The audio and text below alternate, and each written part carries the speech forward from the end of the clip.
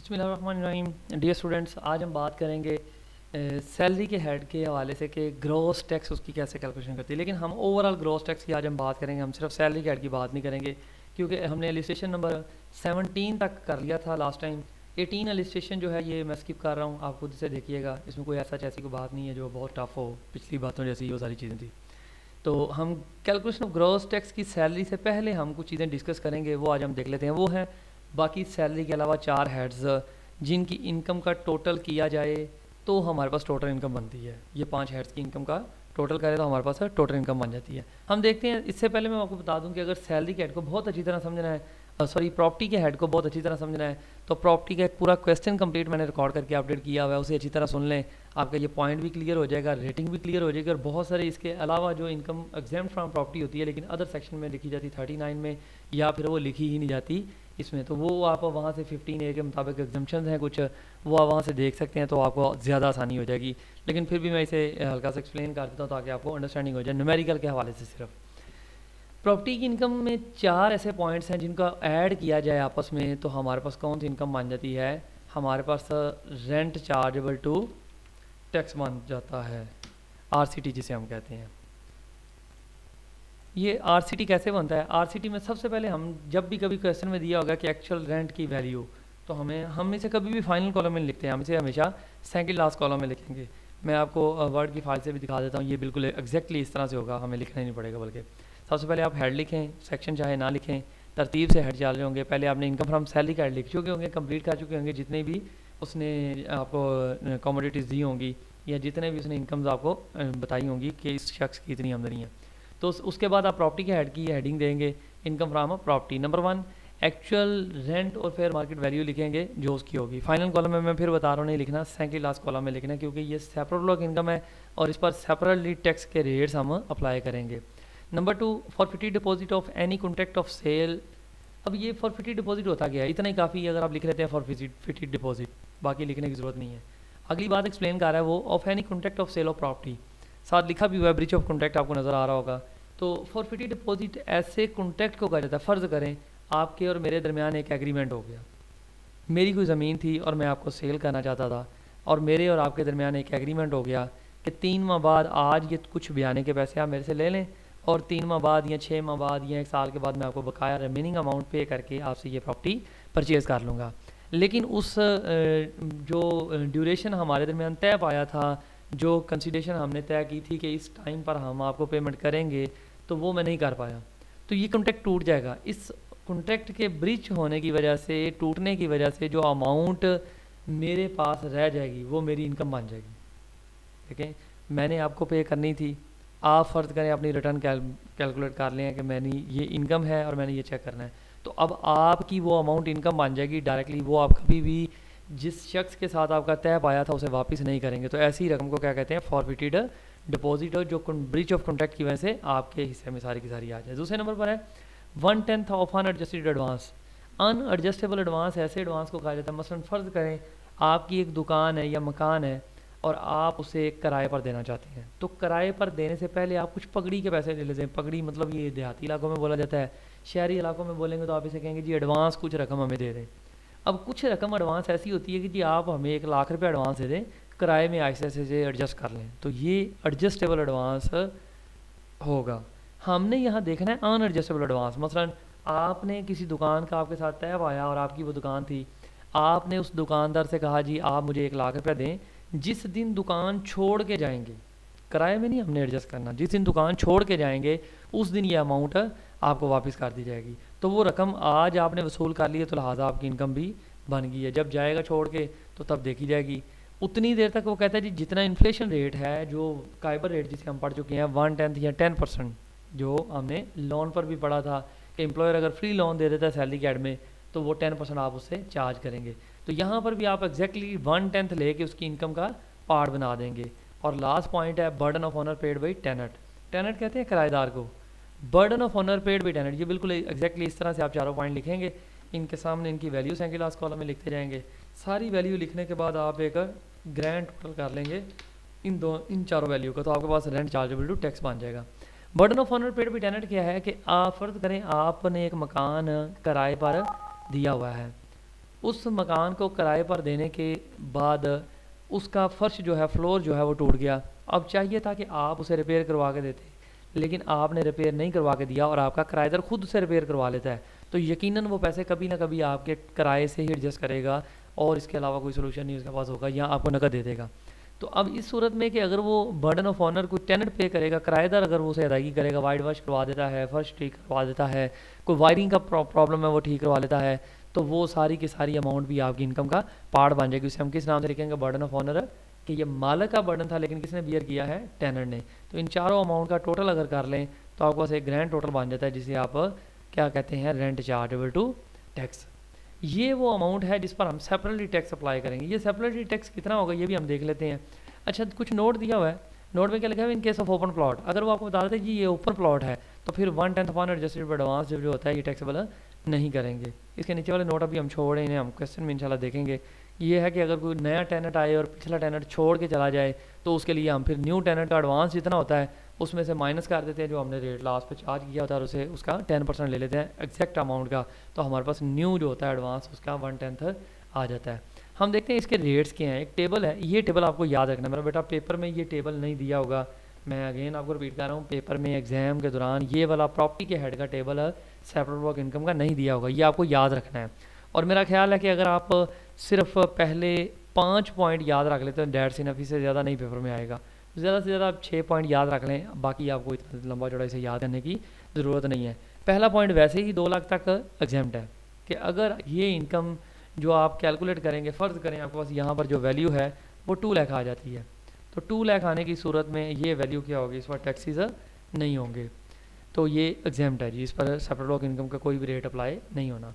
फिर अगर ये वैल्यू 2 लाख से ज़्यादा है और 6 लाख तक आती है, तो आपने 2 लाख से जो एक्सीड अमाउंट कर दी होगी, फ़र्ज़ करें यहाँ पर आपके पास वैल्यू आ गई है 3 लाख, तो अब 2 लाख से एक्सीड कर गई है, 2 लाख से एक्सीड करने पर आप कैसे फाइंड करेंगे? 3 लाख, अब रफ वर्किंग कीजिएगा, ये इसके क्वेश्चन के अंदर ही मैं लिख रहा हूँ, 3 लाख माइनस 2 लाख, जहाँ तक ये एग्जाम्प्ट है ये आपने याद रखा हुआ है। अब इस 3 लाख और 2 लाख का डिफरेंस लें, तो आपके पास जो डिफरेंस आएगा वो कितना आ जाएगा? 1 लाख। तो कितने परसेंट लेना था हमने? 5%। आपने इसका 5% ले लेना है। कितना आ जाएगा ये 5% लेने पर? 5000 की अमाउंट आ जाएगी। ये यहाँ पर कुछ भी नहीं लिखना, मैं यहाँ से रेज कर रहा हूँ।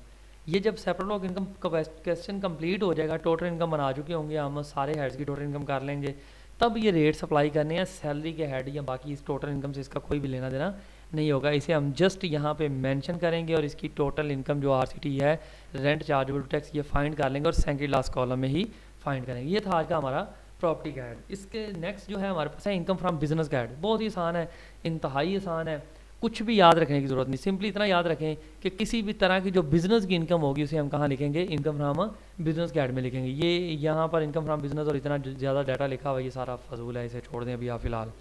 इनकम फ्रॉम बिजनेस का हेड लिखें, सिर्फ इतना मेंशन करें। मेंशन करने के बाद नीचे जी इस तरह की ये एग्जांपल के तौर पर इनकम दी गई है कि इनकम फ्रॉम फिश कैचिंग हो सकती है, मछलियाँ पकड़ने का उसने को फार्म बनाया हुआ काम करता है, या इनकम फ्रॉम पोल्ट्री फार्म को मुर्गियाँ शुर्गियाँ उसने पाल रखी हैं, या इनकम फ्रॉम मैन्युफैक्चरिंग बिजनेस को चीज़ें बनाने का काम करता है। Income from letting out agriculture machinery को मशीनरी वगैरह वो किराए पर देता है, यान बिजनेस है, कोई इनकम वगैरह इसका कन्वर्जन का करेंसी की बिजनेस करता है। प्रोफेशनली राइटर है, बुक्स लिखता है, जिस तरह मौजम मुगल ने ये बुक लिखी हुई थी, इस पर कोई ना कोई उससे इनकम वसूल हुई होगी। या फिर प्रोफेशनल बुक्स रॉयल्टीज़ उसने वसूल की, जिस तरह कि मौजम मुगल वाली जो एग्जांपल दिया है, प्रोफेशनल राइटर भी है और वो रॉयल्टीज़ भी उस पर रिसीव करता है। तो ये दोनों की दोनों क्या होंगी? Fully taxable. या इनकम फ्राम एग्रीकल्चर प्रोड्यूस से है, कैटल फार्म है, सेल ऑफ टिम्बर है, या मशीन वगैरह को रेंटल देता है, तो ये सारी की सारी इनकम कहाँ आनी है? इनकम फ्राम बिजनेस के हेड में हमने लिखनी है। Income from fruit processing unit अगर तो पंजाब में होगा तो फुली टैक्सेबल होगा। याद रखिएगा कहाँ होगा? अगर पंजाब में होगा तो फुली टैक्सेबल होगा, अदरवाइज एस्टैब्लिश इन फाटा और ये वो जो कबायली इलाका जाता है उनमें होगा तो ये एग्जाम्प्ट होगा। और ये कब से कब तक एग्जाम्प्ट है? 1 जुलाई 2014 से टिल 30 जून 2017 तक लिखा हुआ है, अप टू 5 ईयर। 17 के बाद 5 साल आप देखेंगे तो 2022 तक ये एग्जाम्प्ट करार दिया गया है, मतलब तब तक आपने रखना है। उसके बाद ये अगले आने वाले सालों में नए कैंडिडेट खुद ही देखते रहेंगे। आप फिलहाल इतना याद रखें कि इस साल के लिए ये क्या है? एग्जाम्प्ट होगा, लेकिन अगर पंजाब में है तो ये क्या होगा? फुली टैक्सेबल होगा फ्रूट प्रोसेसिंग जगह की इनकम होती है। और income from education institute non for profit, non profit making organisation कोई भी जो इनकम कमाएंगे वो हमेशा एग्जाम्प्ट होती है। यहाँ सिर्फ याद रखने की जरूरत नहीं है, हमेशा के लिए एक बात याद रखें।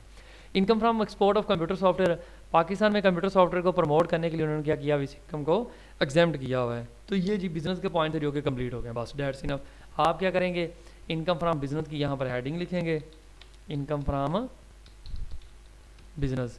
इस हेडिंग को लिखने के बाद इसके नीचे सिंपली आप वो जो पॉइंट फर्ज करें इनकम फ्रॉम फिश कैचिंग,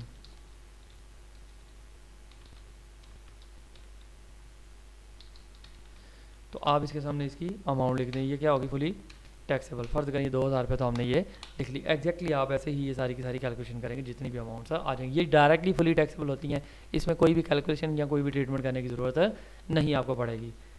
उससे नेक्स्ट जी, अच्छा ये आपने फाइनल कॉलम में ही लिखनी है। मैं फिर बता दूं, इनकम फ्रॉम प्रॉपर्टी वाला जो आज हमने डिस्कस किया है वो आपने सेकंड लास्ट कॉलम में लिखना है, वो सेपरेट ब्लॉक इनकम है। ये जो है ये इसका पार्ट बनेगी क्वेश्चन का, ये हम फुली टैक्सेबल करेंगे। नीचे वाली एंड वाली दो जो हैं 3 ये एग्जाम्प्ट होनी है, वो भी अगर पंजाब में दिया होगा उसने फ्रूट प्रोसेसिंग का तो टैक्सेबल होगी। नेक्स्ट इससे हेडिंग है जी कैपिटल गेन।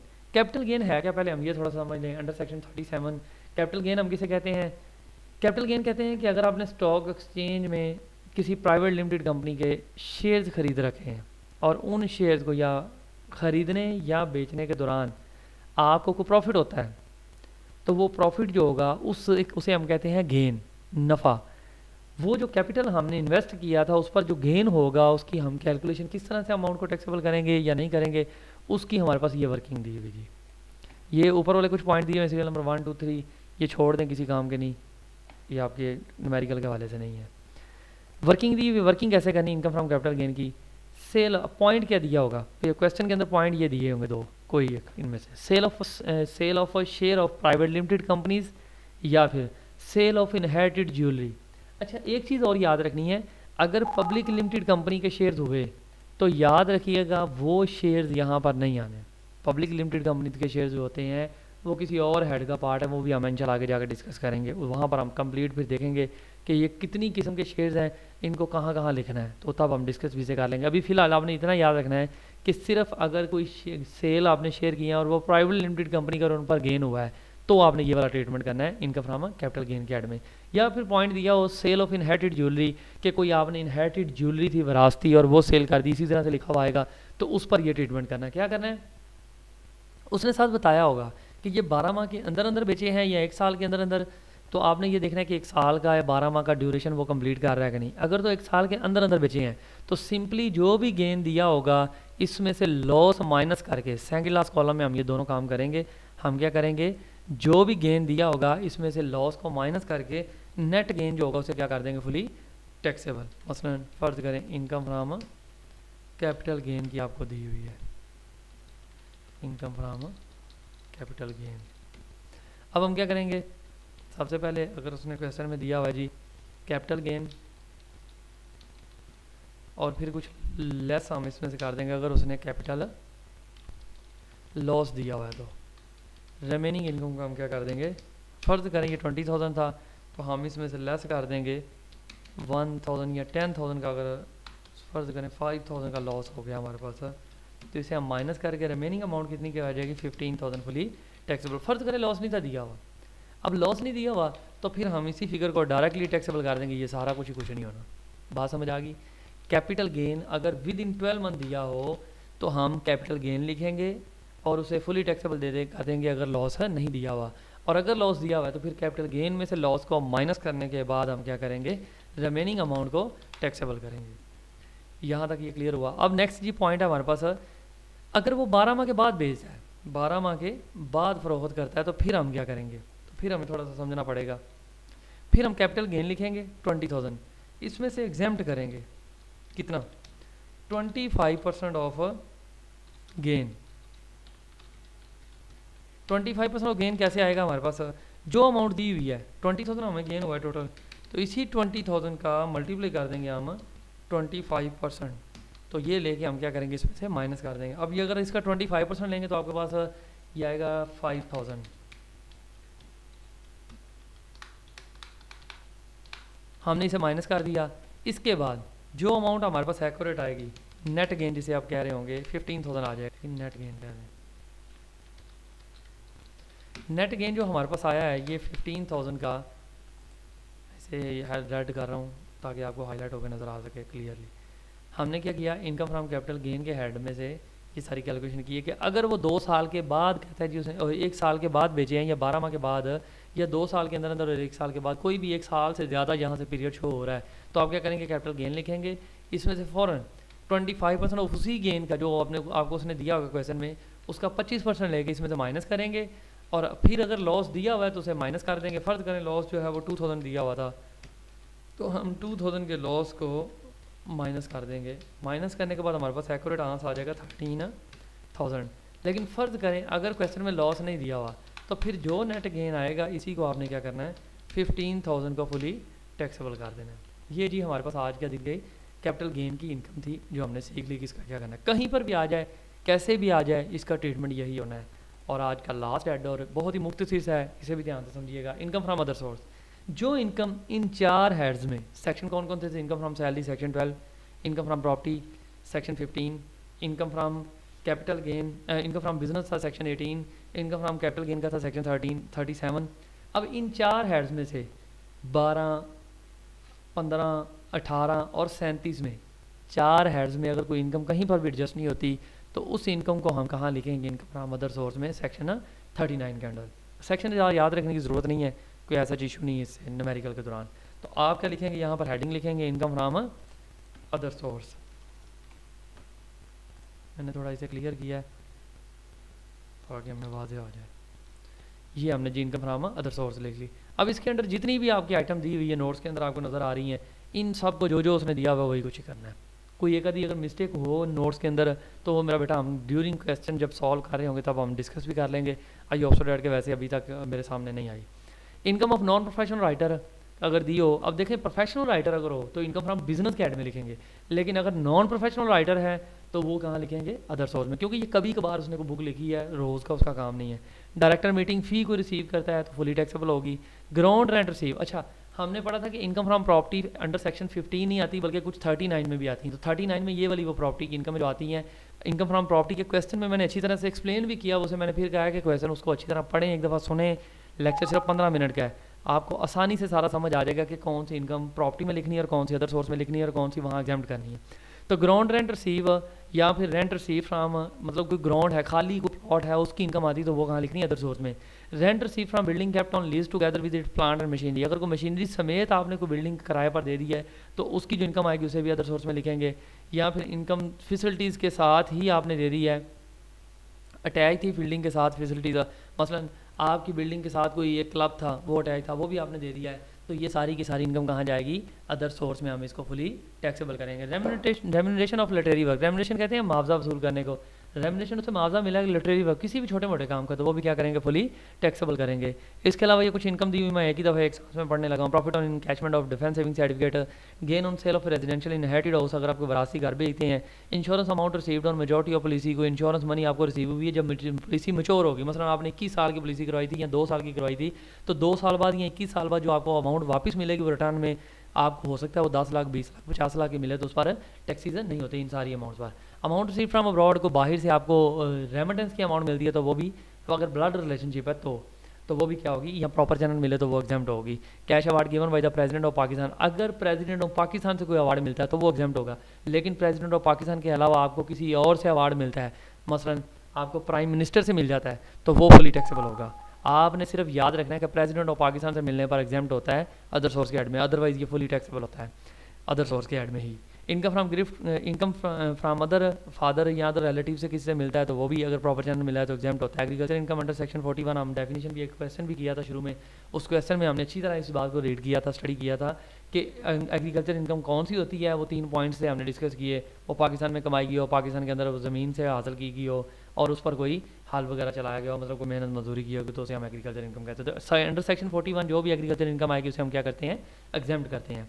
उसके बाद इंटरेस्ट ऑन गवर्नमेंट सिक्योरिटीज़, इस पॉइंट को न्यूमेरिकल में हम इंशाल्लाह डिस्कस करेंगे, लेकिन अभी ये याद रख लें कि जब भी हमें ग्रॉस दिया हो, अभी यहाँ पे नेट दिया हुआ है, नेट नहीं, जब भी कभी ग्रॉस दिया होगा तो फुली टैक्सेबल होता है, और अगर नेट दिया हो तो फिर हम इसे ग्रॉस बना के टैक्सेबल करते हैं, याद रखिएगा ये बात, क्योंकि हमने हमेशा ग्रॉस इनकम पर टैक्स लगाना था, टैक्स डिडक्शन के बाद वाली इनकम पर नहीं लगाना था, बल्कि जो टैक्स डिडक्ट होने से पहले वाली आमदनी होती है उस पर लगाना होता है। तो ये अगर नेट दिया होगा तो हम इसे ग्रॉस बना के, ये अमाउंट पहले से ज़्यादा हो जाएगी यकीनन, इस पर हमेशा 10% रेट होता है, तो जब भी हमने ग्रॉसिंग अप करनी होती है तो हम 100/100 माइनस वो रेट कर देते हैं। तो 100/100 -10 करेंगे तो हमारे पास क्या आ जाएगा 100/90। फिर जो नेट की अमाउंट दी होगी उससे मल्टीप्लाई करेंगे तो हमारे पास ग्रॉस हो जाएगी ये। तो हम इसे क्या करेंगे फुली टैक्सेबल करेंगे। अगर तो ये दी हो ग्रॉस तो हम इसे फुली टैक्सेबल कर देंगे और टैक्स डिडक्टेड एट सोर्स पे लास्ट पे जाके हम इसे माइनस भी किया करते हैं, वो हम देखेंगे कि न्यूमेरिकल में कैसे करना है।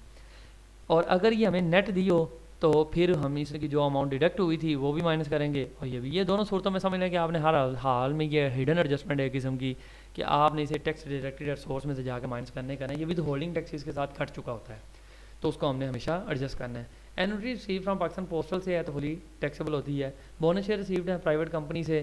कंसीडरेशन रिसीव फ्रॉम वकेटिंग हाउस से कोई घर खाली कर दिया है। अच्छा, अगर तो कंसीडरेशन रिसीव होती है वकेटिंग हाउस आपको ऊपर आपने अनएडजस्टेड एडवांस वाला है तो वो आपने इनकम फ्रॉम प्रॉपर्टी में लिखना है। लेकिन अगर आपको वकेटिंग हाउस खाली करने पर होती है तो फिर क्या करेंगे अदर सोर्स के ऐड में फुली टैक्सेबल करेंगे। Income from talk deliver on TV gross, ये बिल्कुल सिक्योरिटीज़ की तरह का पॉइंट है। इस पर भी 10% डिडक्शन होती है और विद होल्डिंग टैक्स भी ज़रूर डिडक्ट होता है। अगर नेट दिया तो हम इसे ग्रॉस बना के फिर सारी कैलकुलेशन किया करेंगे। लेक्चर एंड एग्जामिनेशन फ़ी इसे भी फुली टैक्सेबल किया करते हैं। Royalty receive from literary work completed with in 24 month, 24 महीनों के अंदर अंदर किया होगा तो फुली टैक्सेबल होगा। इसके बाद क्या होता है एग्जाम्प्ट होता है। ले जी कंग्रेचुलेशंस, हम आज 5 हेड्स को डिस्कस कर चुके हैं कि इनसे टोटल इनकम कैसे बनती है। इससे नेक्स्ट पार्ट शुरू होता है कंपोटेशन के हवाले से। कंपोटेशन के हवाले से भी हम आज ही डिस्कस करते हैं कि हमने कैसे देखना है कि कंपोटेशन रेट्स अप्लाई करने हैं। ये पार्ट नेक्स्ट में मैं इसे इंशाल्लाह पार्ट बनाता हूँ। ये हम कट कर रहे हैं यहीं पर इस वैल्यू को।